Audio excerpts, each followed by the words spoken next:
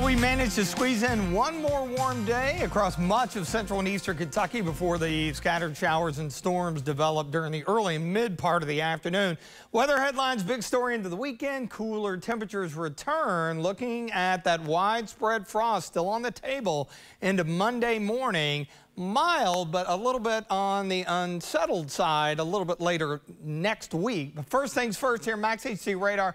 A lot of what we've had this afternoon beginning to kind of weaken out a bit. This stuff a lot more intense earlier, but just some general moderate showers between Maysville and Flemingsburg, and then down to Hillsboro there in southern Fleming County, running through Mount Sterling down to southern parts of Clark County and Richmond northward, up I-75 and up US 25 toward Red House, and then down just east of Somerset there along Kentucky 80. Got a heavier cell. Really haven't seen anything in the way of lightning over the last little while. The stuff back toward Louisville weakening out. That frontal boundary is just stretched right over the heart of the bluegrass. This area of eastern Kentucky, Jackson, Hazard, Pikeville, West Liberty, you have yet to see any rain, and as a result, temperatures still into the 70s there.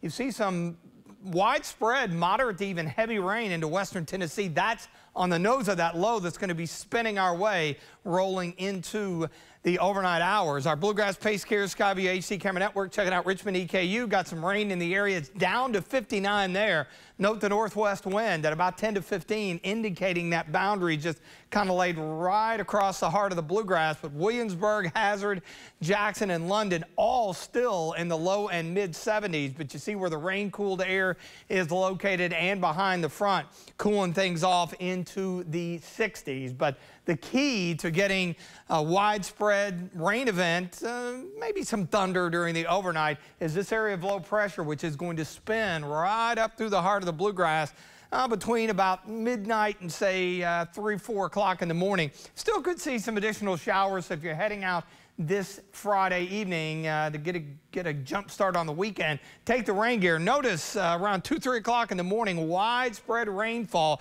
And again, just rain, some embedded thunder, not expecting much out of that, especially once the sun goes down and that stabilizes things a bit. We'll start out in the 40s, may break out into some sunshine, and with some colder air aloft, that may help a few isolated cells to develop, especially along and east of I-75. Some healthy rainfall totals out of this, upwards of 1 inch, which will go a long way to helping the forest fire situation, especially out into eastern Kentucky around Natural Bridge. Could see some patchy frost on Sunday morning. Winds may stay up enough to keep it from being widespread. 53 on Sunday afternoon, then high pressure builds in, and that's when we get into our optimal radiational cooling. Clear skies, light winds, headed toward freezing. So one of those mornings where you'll need to cover the plants up or bring them in Sunday night, heading into Monday morning, and then we are into the upper 50s. We do recover temperature-wise next week, but those showers east 61. Look at some of the early morning lows into the 30s,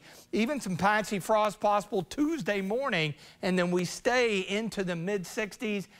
Model data still not synced up with the timing of some of these systems mid to late next week, but at this point looks like our best chances of rain Wednesday and again next Friday.